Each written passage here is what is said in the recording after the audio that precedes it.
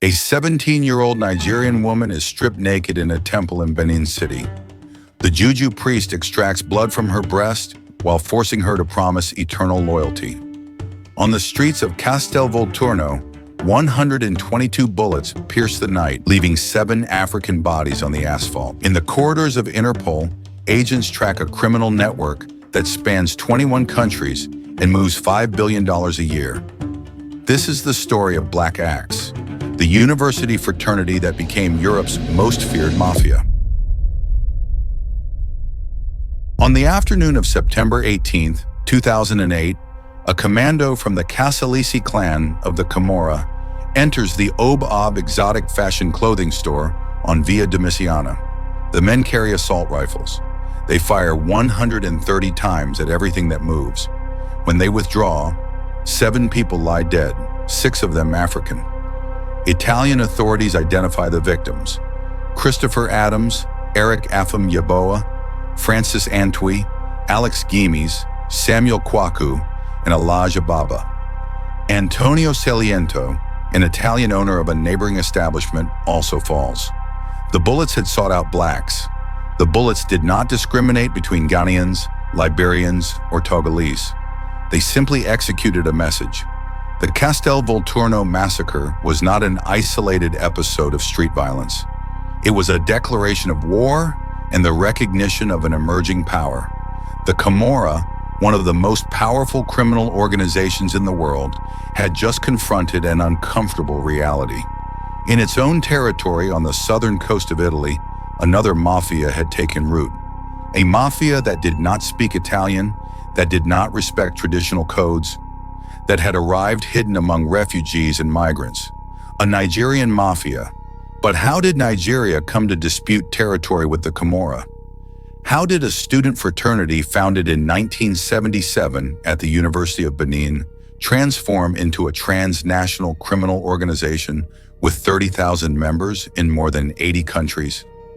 The answer begins decades ago in Nigerian university classrooms, where Pan-African idealism would become corrupted into Africa's most sophisticated criminal empire. On July 7, 1977, 9 students from the University of Benin, led by Nicholas Idemudia, founded the Neo-Black Movement of Africa. Their stated purpose was noble: intellectual radicalism in pursuit of Pan-African struggles, resistance against residual colonialism, solidarity with the black race. They adopted as their symbol a black axe above 2 chained hands, representing the chains of colonialism. Their colors were white, black, and yellow: purity, racial solidarity, and intelligence. Members were called axemen. Nigerian fraternities were not new. Since the 1950s, groups like the Pirates Confraternity had existed as intellectual brotherhoods. But the Neo-Black movement grew differently. It grew fast, expanded violently, became territorial. During the 1980s, Nigeria went through a devastating economic crisis. The oil that should have enriched the country only fed corruption. Poverty became widespread. Emigration became massive. And the fraternities mutated. What had begun as a student movement became something darker. Initiation rituals included brutal beatings, blood oaths, initiatory murders. New members had to prove their loyalty by killing strangers, sometimes even family members. They swore before Korofo, the invisible god, and immersed themselves in a world of black magic, of juju, of rituals that Nigerians feared and respected in equal measure. Desertion became impossible. Traitors were executed, rivals were massacred. On July 10, 1999, 40 Black Axe members drove to Obafemi Awolowo University in Ile-Ife. They carried shotguns and axes. They shouted specific names in front of student residences. When they finished, 5 students were dead, 11 wounded. The massacre shook Nigeria, but did not stop Black Axe. On the contrary, it consolidated its reputation. Between 2006 and 2021, Nigeria recorded nearly 6,000 deaths related to wars between fraternities. Black Axe competed brutally with rivals such as the Mafites, the Supreme Aye Confraternity, the Vikings, and the Buccaneers for territory, money, and power. But the true criminal transformation of black acts occurred outside Nigeria. During the 1980s and 90s, thousands of Nigerians emigrated seeking opportunities. Italy, Spain, France, Germany, the Netherlands became destinations. Some arrived legally, others did not. Many were members of black acts or other fraternities. And in Europe, they discovered markets more lucrative than territorial control of university neighborhoods. Drug trafficking, human trafficking, cybercrime, prostitution. To understand how Black Axe conquers Europe, it is necessary to comprehend the organization structure. Unlike traditional Italian mafias, Black Axe maintains a decentralized but coordinated model. Its headquarters remains in Benin City, capital of Edo State in southern Nigeria. From there, the organization divides the world into geographical zones. Each zone has a local chief with authority to adapt criminal operations to the specific environment. Methods differ according to region, but all report to the Nigerian hierarchy and all pay tributes upward. This pyramidal structure allows flexibility without losing cohesion. In South Africa, Black Axe focuses on cocaine trafficking and romance scams, taking advantage of a fragile state with high rates of corruption and gang violence. In Canada, luxury vehicle theft that are then sent to Africa and the Middle East. In the United States, business email compromise fraud that costs companies $1 billion annually. In Asia, heroin trafficking and money laundering, establishing connections from China to Japan, Malaysia, and Singapore. But it is in Europe where Black Axe reaches its maximum criminal sophistication, especially in Italy, where it finds a perfect ecosystem, established mafias to negotiate with, migrant communities to exploit, and authorities overwhelmed by the complexity of an organization operating in multiple languages and cultures. The massive Nigerian emigration to Europe has deep roots in the country's history. During the 1950s, the discovery of oil in the Niger Delta promised prosperity. Instead, it unleashed a wave of corruption that persists to this day. By the 1980s, when oil prices collapsed, Nigeria faced its second major economic depression. Millions of Nigerians, especially from the south of the country, decided to emigrate. Italy became a favorite destination due to its geographical proximity across the Mediterranean, its underground economy that demanded cheap labor, and its established African communities that facilitated the arrival of new migrants. Italy is the gateway. During the 1980s, the first Nigerians arrived in the north of the country, settling in cities like Turin and Milan. Initially, they trafficked heroin and cocaine, but the business that made them indispensable was prostitution. Unlike traditional Italian mafias, which considered pimping a dirty and low-profile business, Black Axe turned it into an industry.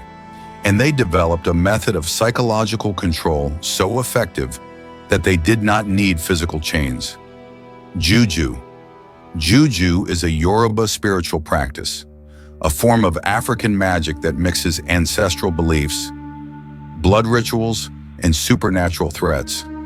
In the hands of Nigerian traffickers, it becomes the perfect tool of enslavement. Women and girls are recruited in rural areas of Nigeria, mainly in Edo State, with promises of work in Europe. Domestic workers, waitresses, nurses. They are offered a better life. They are told they will earn money for their families. Most are orphans or daughters of single mothers. Most are illiterate. Most have no options.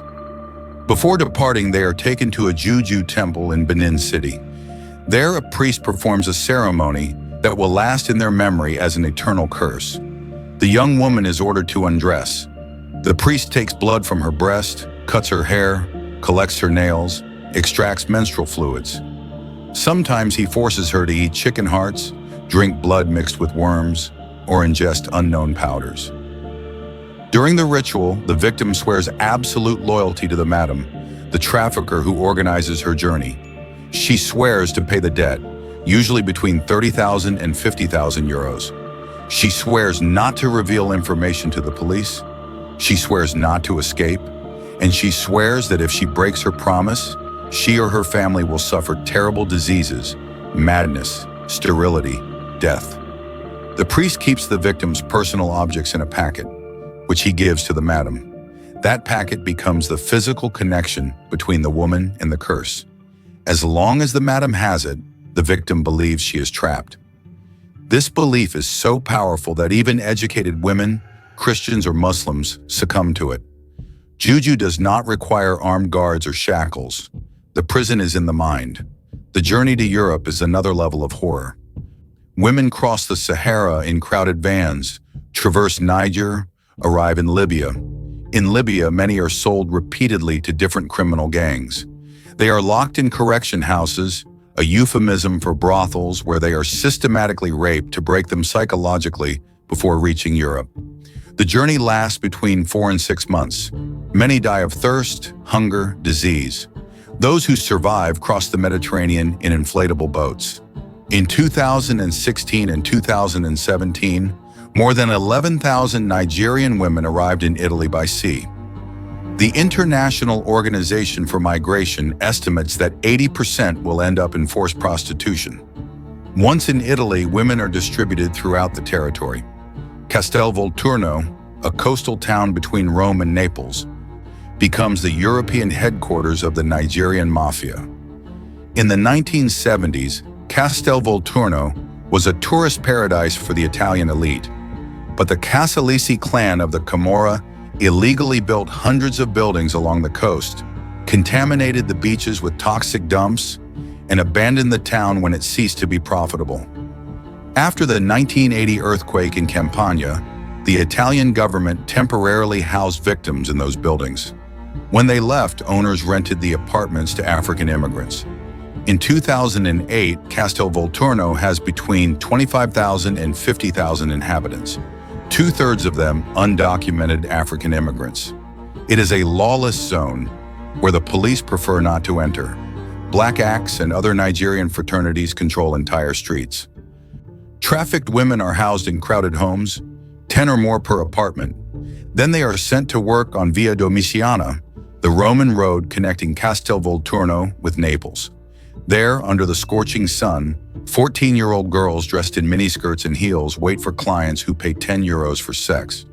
The proceeds go directly to the madams, who send the money back to Nigeria through sophisticated laundering networks. As Black Axe expands throughout Italy, it develops something authorities did not expect: alliances with local mafias. The Nigerians do not attempt to replace the Camorra, the 'Ndrangheta, or the Cosa Nostra. Instead, they negotiate. They pay a percentage of their earnings, a pizzo, to operate freely. They buy drugs from Italian suppliers. And they specialize in businesses that traditional mafias despise: management of street prostitutes, cybercrime, migrant trafficking. In Sicily, Black Axe conquers the Ballarò neighborhood in Palermo, historically Cosa Nostra territory. But the Sicilian mafia, weakened by decades of arrests, accepts the Nigerian presence in exchange for tribute. In 2016, the leader of Black Axe in Palermo, Austin Iwosa, nicknamed John Bull, was prosecuted for mafia association, attempted murder, and intimidation. His trial revealed how he established his dominance. Dozens of people were attacked with knives and machetes as Iwosa consolidated his control over the prostitution market. Police estimate that 90% of prostitutes in Palermo are Nigerian. But prostitution, although visible and brutal, is not Black Axe's largest source of income. That honor belongs to cybercrime. Axemen are pioneers in what Nigeria calls Yahoo boys, internet scammers. In the 1990s, they adapted traditional 419 scams, those in which a Nigerian prince needs help to transfer millions of dollars, to email. By 2010, they had evolved into business email compromise, a sophisticated scam where they impersonate company executives to authorize million-dollar transfers. In 2017, Black Axe scammers impersonated concert promoters and defrauded a Spanish distributor, Imprex, for 294,000 euros. In 2019, the FBI arrested 13 Black Axe members responsible for stealing more than $10 million through cybercrime. In 2020, another 33 were captured after stealing an additional 17 million. Interpol estimates that black acts and associated groups generate annual revenues exceeding $5 billion. Cybercrime is transnational, impossible to trace, and requires little more than a computer and internet connection.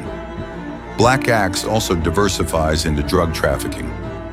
In South Africa, they establish connections with South American cartels to traffic cocaine.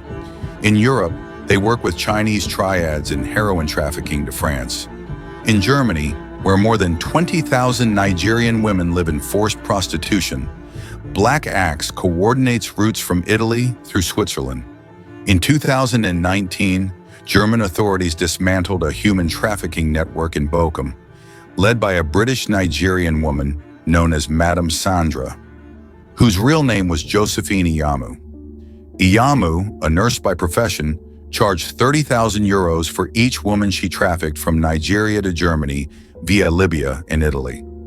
She herself performed the juju rituals, extracting blood and forcing victims to eat chicken hearts and drink blood mixed with worms. Women terrorized by the curse worked as sex slaves until they paid debts that never finished being settled. When Iyamu was arrested in 2017, her case revealed the international dimension of Nigerian trafficking, recruiting in Nigeria, transporting across Africa and the Mediterranean, exploiting in Germany, laundering money in multiple jurisdictions. The trial in the United Kingdom demonstrated how a single person coordinated a network spanning 3 continents, using modern technology to communicate with accomplices in different countries while maintaining psychological control through ancestral practices.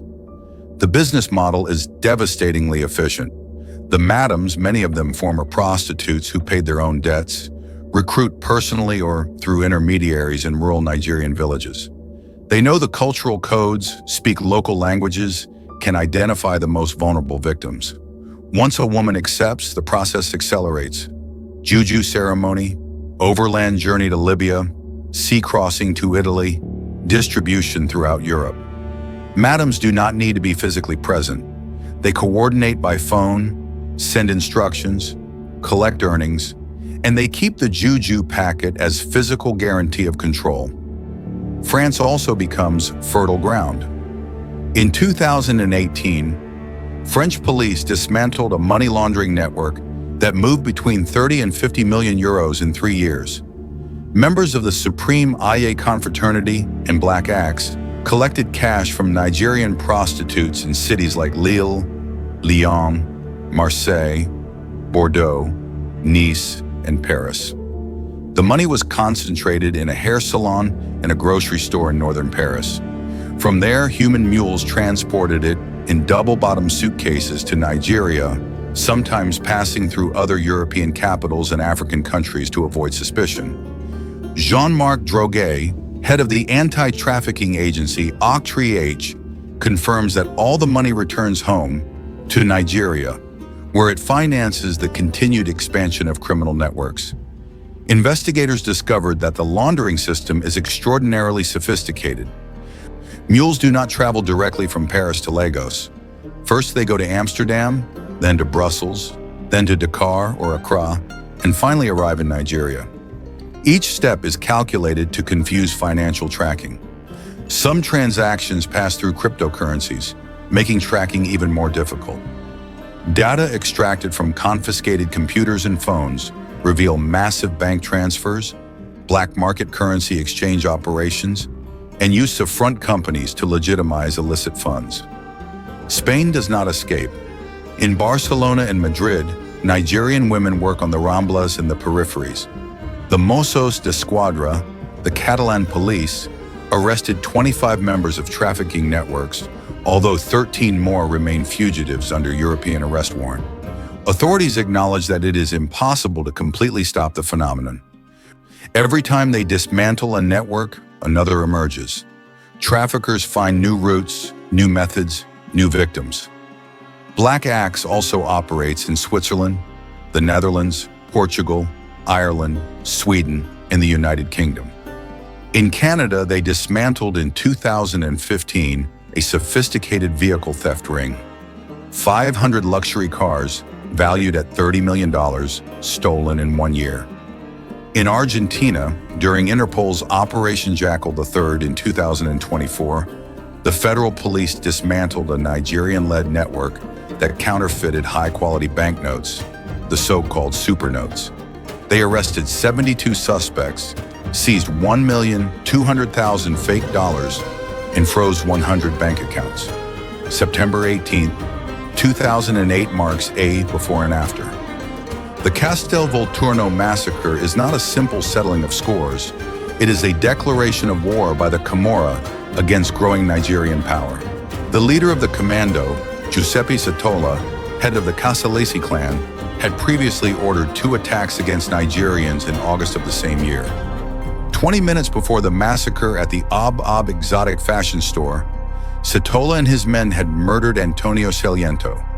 Then they entered the store firing indiscriminately. The message was clear: this is our territory. But the plan failed.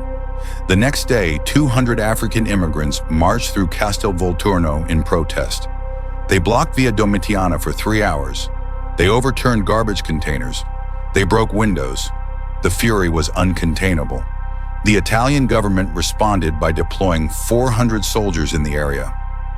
In the following months, a massive operation by the Carabinieri arrested 107 members of the Casalesi clan, including key figures such as Alessandro Cirillo and Oreste Spagnuolo, coordinators of the attack. Satola was captured in January 2009 after a week on the run. He was sentenced to life imprisonment. The massacre, designed to crush the Nigerians, achieved the opposite. It demonstrated that Black Axe and other Nigerian fraternities were strong enough for the Camorra to consider them an existential threat. And it demonstrated that the cost of trying to eliminate them was too high. After the massacre, the 2 mafias negotiated. The Nigerians agreed to pay tribute to the Camorra. The Camorra accepted that Castel Volturno was Nigerian territory to manage as they preferred. The agreement was replicated in other parts of Italy. In 2018, a court in Palermo formally recognized Black Axe as a mafia organization, allowing prosecutors to apply anti-mafia laws that make mere association with the group a crime. This legal classification was an achievement of decades of Italian struggle against organized crime, now applied against a foreign mafia.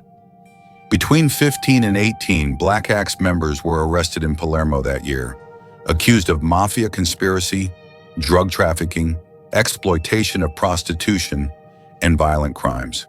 But the most important response came from Interpol. In 2021 and 2022, during Operations Jackal 1 and 2, Interpol arrested 75 Black Axe suspects on 4 continents attempting to transfer $1 million through multiple bank accounts. Agents seized 12,000 SIM cards used to identify network members. In 2024, Operation Jackal III became the largest offensive against West African organized crime in history. From April 10 to July 3, 2024, police forces from 21 countries on 5 continents mobilized unprecedented resources.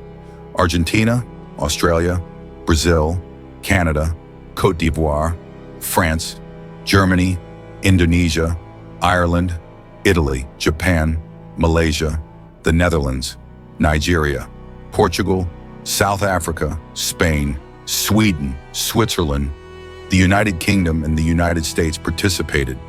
The operation resulted in 300 arrests, identification of more than 400 additional suspects, blocking of 720 bank accounts, and confiscation of assets worth $3 million.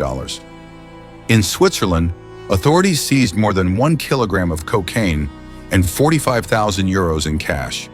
In Portugal, they dismantled a network that recruits money mules to launder funds from online financial fraud, identifying more than 25 syndicate members. Data from confiscated computers and phones revealed large transfers to Nigerian bank accounts, cryptocurrency transactions, and sophisticated laundering operations. Isaac Ogini, director of Interpol's Financial Crime and Anti-Corruption Center, declared that the volume of financial fraud coming from West Africa is alarming and increasing. However, Interpol officials themselves acknowledge that these victories, although important, will probably not make a dent in Black Axe operations. With an estimated 30,000 members in dozens of countries in annual earnings exceeding $5 billion, the organization is too large, too decentralized, and too adaptable to be destroyed through arrests. Each cell that falls is replaced. Each closed route is substituted by another. Today, almost 2 decades after the Castelvolturno massacre, the Nigerian mafia not only survives but thrives.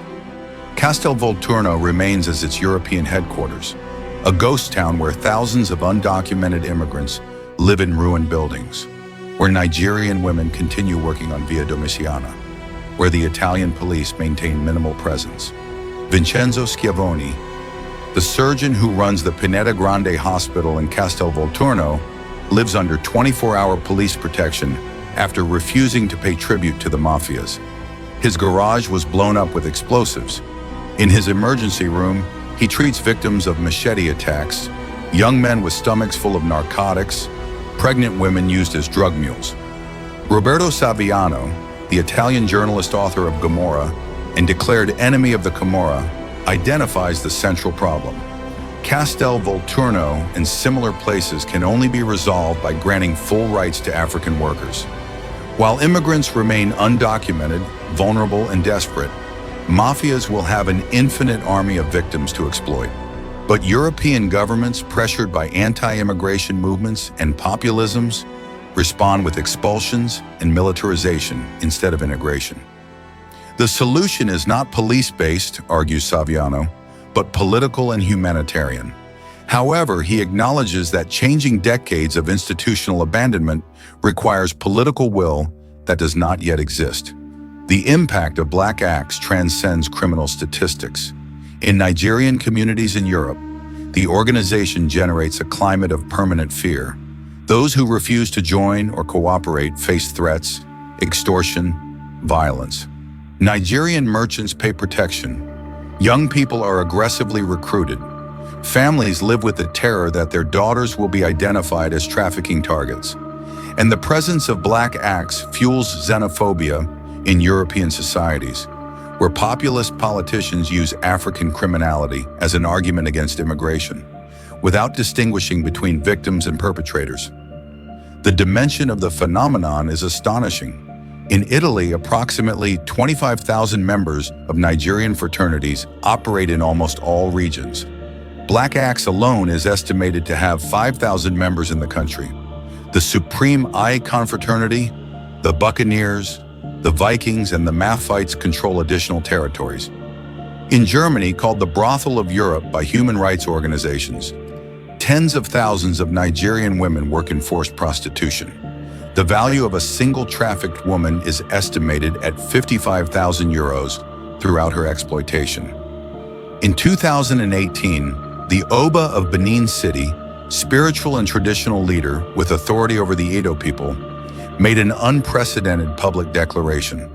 Trafficking victims who swore under juju rituals are freed from their curses. The proclamation sought to break the psychological control of traffickers. Some women, upon hearing the news, found the courage to escape and report their madams.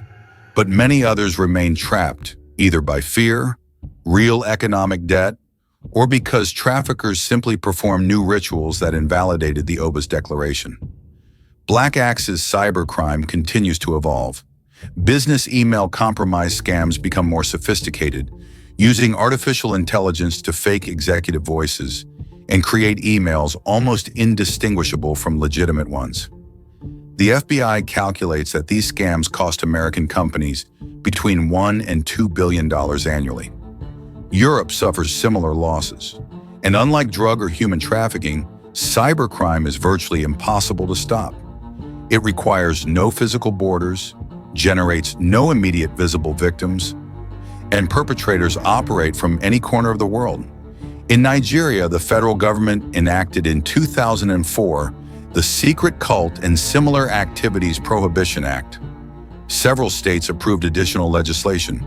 In 2021, The governor of Lagos State signed a law punishing the parents of youths convicted of cult-related activities. But the country's endemic corruption, where many politicians and businessmen are themselves members of fraternities, makes enforcement inconsistent. Black acts recruits in universities and secondary schools. Young people, attracted by promises of belonging, protection, and money, submit to initiation rituals where they are beaten unconscious or instructed to kill. In 2024, the Neo-Black Movement of Africa, Black Axe's parent organization, publicly distanced itself from the criminal fraternity, expelling nearly 50 connected members, including 4 former NBM national presidents. The declaration sought to separate the historical Pan-Africanist legacy from contemporary criminal reality. But Canadian, British, and Italian authorities considered the distinction artificial. In practice, NBM and Black Axe are synonymous, sharing structure, symbols, and members. For European law enforcement, the challenge is monumental. Black Axe operates in languages that few agents speak: Yoruba, Igbo, Nigerian Pidgin, in addition to English. Their rituals and cultural beliefs are misunderstood by Western investigators educated in secular frameworks. Witnesses, when they exist, are terrorized by supernatural curses in addition to real physical threats against them and their families in Nigeria. Victims rarely cooperate because reporting implies not only personal danger, but family dishonor. Admitting they were prostitutes, even if forced, stigmatizes them in their communities. Interpreters in interrogations sometimes believe themselves in the power of juju and fear working on cases involving black magic, limiting the effectiveness of investigations. Additionally, Black Axe has learned to exploit Europe's fragmented jurisdictions.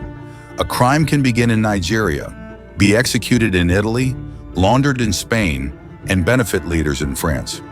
International cooperation exists, but is slow, bureaucratic, limited by legal differences between countries. By the time an Italian prosecutor obtains authorization to share evidence with his German counterpart, suspects have already changed location or identity. And when a network is dismantled, leaders in Nigeria simply replace arrested operators with new recruits. The organization's cellular structure means that capturing low-level members does not affect the upper hierarchy. The problem is also not exclusively European. In the United States, Black Axe has an estimated presence of 200 members in Canada alone. In Tokyo, they traffic heroin with yakuzas. In Thailand, they have operated since the late 1980s, moving heroin to Hong Kong, Taiwan, and from there to the West. In Brazil and Argentina, they launder money and counterfeit currency. The organization is truly global, with cells on all populated continents. Castel Volturno remains as a symbol of everything that went wrong. A town that was a tourist paradise, that was hijacked by the Camorra, that was abandoned by the Italian state, that was colonized by African desperation, that was conquered by the Nigerian mafia. The bullets of September 18, 2008 left scars not only on the walls of the Ob exotic fashion store, but in the collective memory of a community. Joseph Ayembora, the only survivor of the massacre who feigned death while bullets flew, later identified the killers and helped send Giuseppe Citola to life imprisonment. But his testimony did not change Castel Volturno. Via Domitiana remains a market for human flesh. Women continue waiting for clients. Money continues flowing to Nigeria. Nigerian fraternities have demonstrated something authorities are slow to accept. Organized crime in the 21st century does not need monolithic structure, does not require fixed territories, does not depend on constant violence. Black Axe operates as a fluid, adaptive, transnational network. Its members are educated, speak multiple languages, understand technology. They do not seek to replace traditional European mafias. They prefer to coexist, pay tribute, specialize in niches. And as long as there exists global inequality, closed borders, African poverty, and European demand for cheap sex, drugs, and exploitable labor, organizations like Black Axe will find fertile ground. The battle against Black Axe is, ultimately, a battle against larger systems, against African corruption that forces young people to emigrate, against European migration policies that criminalize poverty, against male demand for prostitution that sustains trafficking, against corporate greed that allows cybercrime. As long as those systems remain intact, the black axe above broken chains will continue to be not a symbol of Pan-African liberation, but the emblem of one of the world's most successful criminal organizations. On the streets of Castel Volturno, on Barcelona's Ramblas, in Frankfurt's red light districts, in the offices of fraud victims in New York, Black Axe's legacy is written every day. Not in newspaper headlines, but in the destroyed lives of thousands of women trapped between ancestral curses and modern debts, in the millions of euros stolen from trusting companies, in the dark alliances between African and European mafias, in the brutal lesson that organized crime knows no borders, respects no cultures, and always evolves faster than laws designed to stop it. The story of Black Axe is the story of how idealism becomes corrupted, how desperation becomes monetized, how the colonialism that the symbol's chains pretend to break was replaced by new forms of slavery, these times administered by Africans against Africans for the benefit of global criminal networks. It is a reminder that in the 21st century, the mafia does not need Italian surnames or Sicilian codes of silence. It only needs vulnerable victims, lucrative markets, and the ability to adapt. Black Axe has all three, and for now, no one has found a way to stop it.